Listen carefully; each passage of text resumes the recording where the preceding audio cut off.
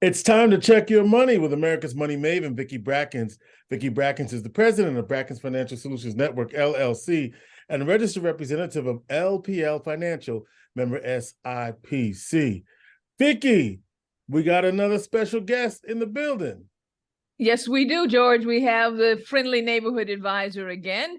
I got a lot of messages last week about some of the things that he said. So I thought, it might make a lot of sense to have the friendly neighborhood advisor, Mr. Michael Jennings, back on with us again this week.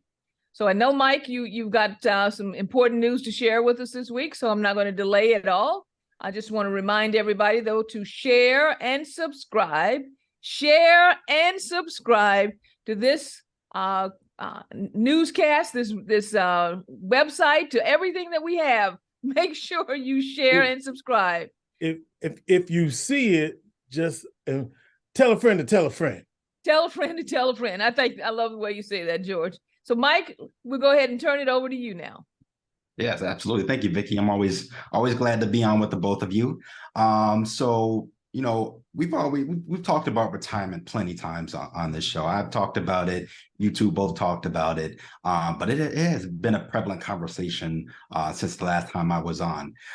Vicki, we've met with clients recently, and those meetings really shed a light on the fact that, many people are still not fully aware of all that goes into retirement planning.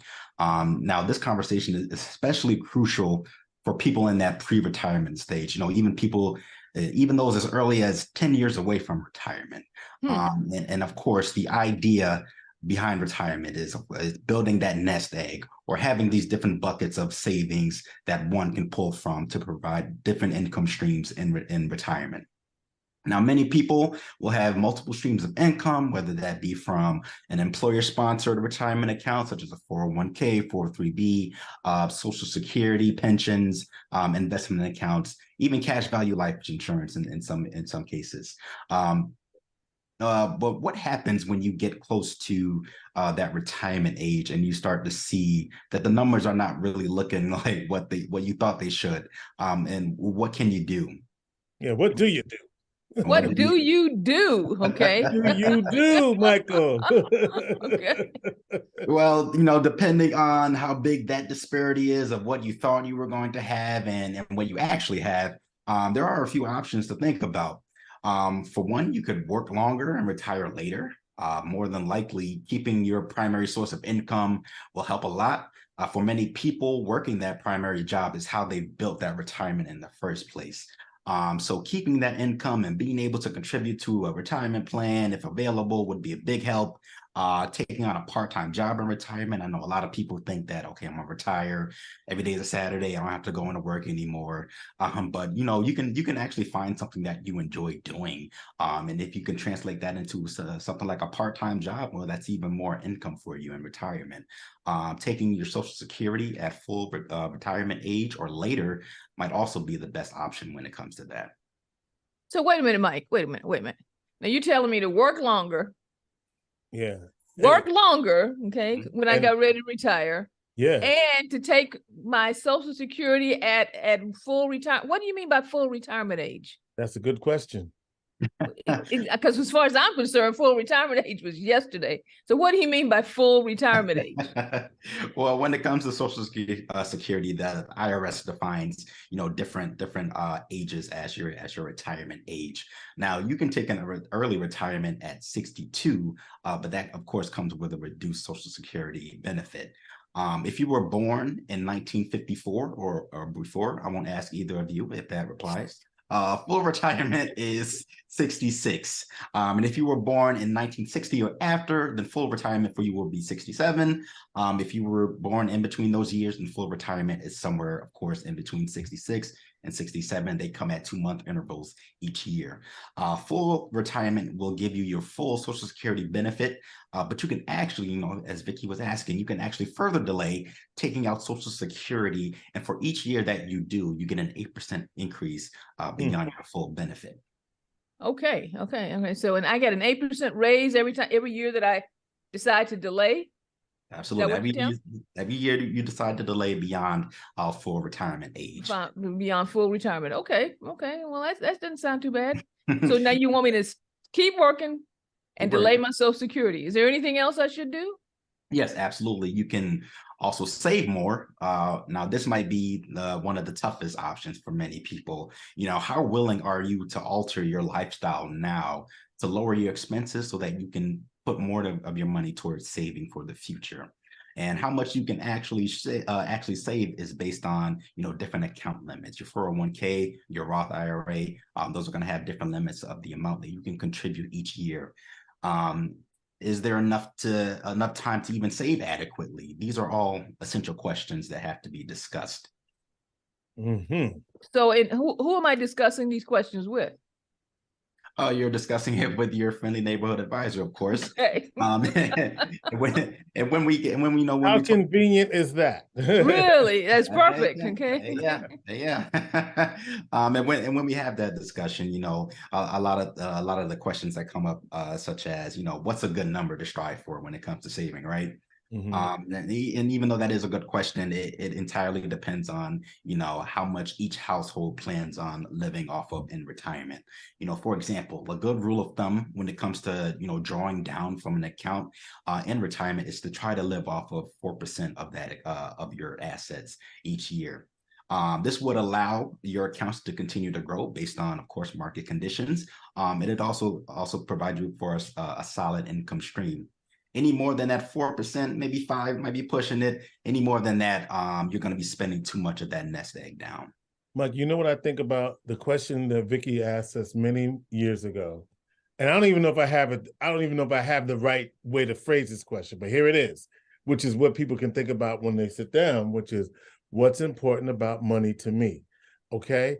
And so now knowing that also informs your retirement, because if these things are important to you as it relates to how you want to use your money, then you have to plan for those things. So yeah, thank you, Vicki, for helping me remember that. Did I get it right? You got it right. I'm going to feel like, who's that? Fred Sanford? Elizabeth, I'm having to pick up. George remembered. And you're completely that was right, exactly George. Correct. Exactly. You're completely right, George. Money and retirement, they're intrinsically related. Now, another option to be able to prolong your retirement is to actually lower your expected retirement expenses, or otherwise, changing your idea of what you consider your retirement to be. You can only work with what you got. So if you imagine yourself traveling all the time or buying a summer home somewhere, the reality is, based on the numbers and what you have saved, that might not actually be possible. Right. And so, Mike, when I find out that that's not possible, and I have to reduce my expenses, and I have to extend my Social Security time frame, and I have to look at working longer, what do you do with your clients to help them manage all of those emotional changes? Emotional changes, that's a big one. For a lot of our clients, that comes into play early on in the financial planning process. For all of our clients, we go through the cash flow management phase, where we figure out, okay, what's coming in versus what's going out. And what's going out part, you would think that the what's coming in would be more important, but the what's coming out, that's really what gets people going. We had that conversations with a lot of our clients. They go through this worksheet and they find out they're spending a lot of money on things that they didn't think they were spending that money on. So that's where a lot of that emotional base comes in. But some more tips for being able to prolong your retirement and make sure that you're comfortable in your retirement is, of course, again, like we mentioned, lowering those daily living expenses, the money that you spend on food, clothing, all of that. When you're in retirement, don't take out a loan for that retirement home. Okay. If in fact you may even need to consider downgrading your home, if that would be a better option for you. Any other major purchases may have to be delayed or even taken off the table completely, again, if the numbers do not support it. And also, I would say try to go into retirement debt free. That's those are fewer things that you have to spend your money on, and that allow you for more retirement income that lasts even longer. Well, I think, George, okay, at this point in time, based on everything that our friendly neighborhood advisor has said to us, one of the things I'm hearing is that he's saying plan early. Make sure that we set the plan in motion early. Make Plan sure early, plan Yeah. early, and plan properly. early and properly, Yeah, and I think monitor it's that plan. Okay, and monitor that plan. and absolutely monitor that plan. Well, George, are you ready for our next segment? I am. Okay, so I really love what Michael was saying concerning all of the things that we can do as far as retirement and the changes that we have to make. In our next segment, we're going to deal a little bit more with some of the issues around Social Security. The reason for that is that, guess what? Somebody announced their re-election this week. I heard that. Okay, some came, meaning the president, and one of the big topics again is what's happening with Social Security. And since that is a topic of great import to your retirement, I thought in our next segment we would actually spend some time discussing the history of Social Security. So at this point in time, thank you very much, Mr. Friendly Neighborhood Advisor. And I'll say to our audience, our plate is full. All right. And Michael, what is your phone number? And that would be 315-748-5540. All right. Vicki Brackens is the president of Brackens Financial Solutions Network, LLC, and a registered representative of LPL Financial, member SIPC. She is America's money maven.